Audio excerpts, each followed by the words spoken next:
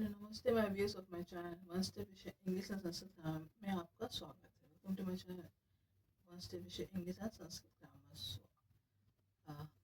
आज हम संस्कृत में पढ़ेंगे, वो है हमारा नया पाठ, वो होगा हमारा उपसर्ग। तो व्याकरण में आज हम एक नया चीज पढ़ेंगे, वो है उपसर्ग। तो उपसर्ग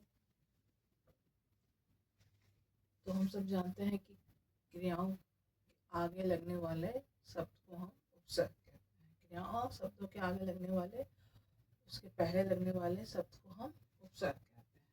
तो जैसे यहाँ पर 3 विद्यार्थी खड़े हैं। एक रो में 3 विद्यार्थी खड़े हैं, पहला, दूसरा और तीसरा। तो ये तो हम देख रहे हैं कि पहला, दूसरा, तीसरा 3 विद्यार्थी खड़े हैं एक लाइन में, एक रो में। 3 के ऊपर क्या है? दूसरा। दूसरा के ऊपर कौन है? पहला। तो उसके ऊपर मतलब ऊपर या उससे पहले कह सकते हैं कौन से विद्यार्थी आ रहे हैं। तो शब्दों के आगे जो पहले जो शब्द या कह सकते हैं क्रियाओं के आगे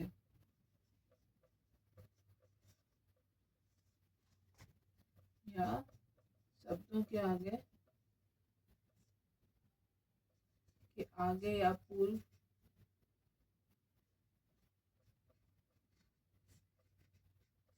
या पूर्व जो शब्द आते हैं उन्हें हम क्या कहते हैं? उन्हें हम उपसर्ग कहते हैं। तो ये तो समझ में आ गया कि जो पहले लगता है कोई भी शब्द के आगे जो पहले जुड़ता है तो हम उसे उपसर्ग करते हैं। और इसके बाद हम जो पढ़ेंगे वो होगा पाठ हमारा प्रत्यय। वो बाद में लगता है शब्द के बाद में, उसे कहते हैं प्रत्यय। अब ये हो गया हमारा उपसर्ग, मतलब शब्दों के पहले लगने वाले शब्द को हम क्या कहते हैं? क्रियाओं के या शब्दों के पहले लगने वाले शब्द को हम उपसर्ग कहते हैं।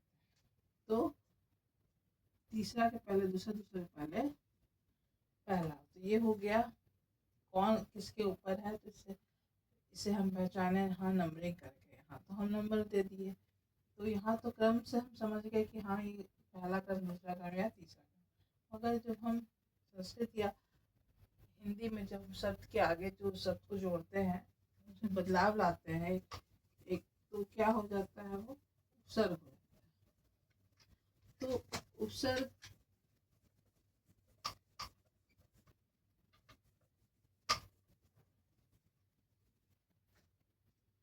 22 तरह के उपसर्ग होते हैं संस्कृत भाषा में। तो 22 तरह के होते हैं उपसर्ग। और आज हम थोड़ा सा ही समझेंगे स्टार्टिंग में। तो हार, यह एक शब्द हुआ हारा। अब इससे बहुत सारे शब्द बनेंगे उपसर्ग के माध्यम से। बहुत सारे उपसर्ग जैसे र, परि, सम, उप और इत्यादि। ठीक है, आदि। तो एक शब्द है हारा और उसमें हम इतने सारे उपसर्ग दिए हुए हैं। तो ये सब उपसर्ग जोड़ के क्या शब्द बनता है, पूर्ण एक दूसरा शब्द बनता है, वो हम देखेंगे। तो ये हो गया प्र जोड़ हारा, बन गया प्रहारा। फिर परि जोड़ हारा, बन गया परिहारा।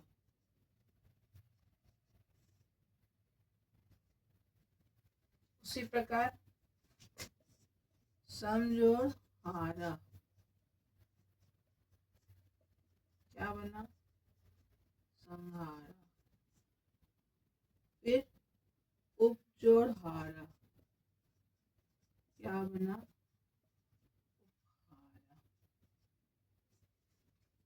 तो इस तरह से हमने क्या जाना कि एक ही शब्द हारा है और हम उसके आगे कई अलग उपसर्ग के कई माध्यम है या कई प्रकार के उपसर्ग मैंने लिया यहाँ पर, और उसे जोड़ते हुए एक ही शब्द में क्या अंतर लाया वो होगा हमारा उपसर्ग का प्रयोग। तो 22 तरह के उपसर्ग होते हैं। हारा मैंने एक क्रिया है या एक शब्द है जिसे के अंतर्गत में मैंने कई सारे उपसर्गों का उपयोग किया और उसके आगे जोड़ के जो बदलाव आया हमारे शब्द में और जो दूसरा शब्द को बनाया उसे हम उपसर्ग कहते हैं। यही आपको समझना है। आज के वीडियो में थोड़ा सा ही होगा, मगर इसे आप समझने के लिए ज़्यादा है भी नहीं, इसमें थोड़ा थोड़ा ही समझेंगे हम। इसकी परिभाषा लिंक में मिल जाएगा और सब कुछ आपको इसका उदाहरण सहित। तो आगे हम समझेंगे जैसे अब हम समझेंगे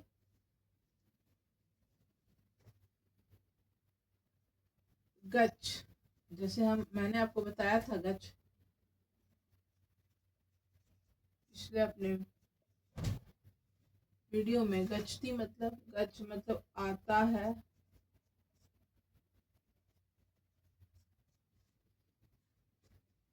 तो रोहन स्कूल से आता है। आ रहा है या आ गया है। आ गया है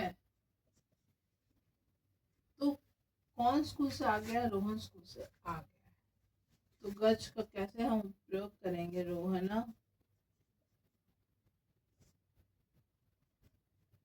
पाठशालां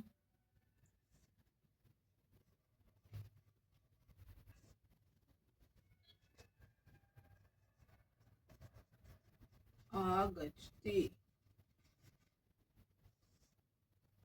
या आ रहा है। आ गया है, आ रहा है। आगच्छति। तो क्या हो गया इसमें? हम क्या देखें कि हम आ जोड़े उपसर्ग में। आ गच्छ के आगे क्या जुड़ा? तो आ जोड़ गच्छ।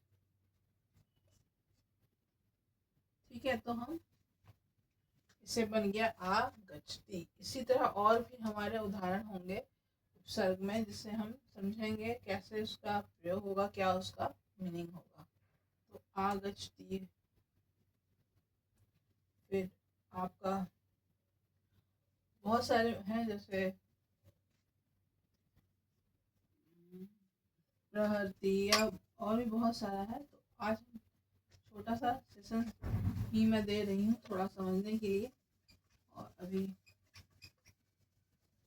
ज़्यादा आपको नहीं जानना है, इसमें ज़्यादा है भी नहीं। थोड़ा थोड़ा आपको मैं अपने लिंक में दूंगी, उसमें पोस्ट में आपको दूंगी लिंक में, क्या उसका उपयोग करना है, कैसे उपयोग करना है, और कई सारे क्रिया और बॉक्स में उसके मीनिंग के साथ मैं आपको दूंगी और आगे उसको अच्छे से समझाऊंगी। बस आपको जानना उपसर्ग क्या होता है। तो वो आगे जुड़ता है और प्रत्यय हमेशा, प्रत्यय हमारा नेक्स्ट चैप्टर होगा, वो पीछे जुड़ता है। अभी एक सेशन चलेगा और उपसर्ग, उसके बाद प्रत्यय हमारा नेक्स्ट चैप्टर होगा। उपसर्ग हम हमेशा आगे जुड़ता है। तो ये हम समझ गए आज। तो क्रियाओं में अंतर लाता है, आगे जुड़ के शब्दों में अंतर लाता है, और आगे जुड़ के जुड़ने वाले क्रियाओं में जो सब आगे जुड़ के अंतर लाते हैं उन्हें हम उपसर्ग कहते हैं। तो ये हमारा उपसर्ग हो गया।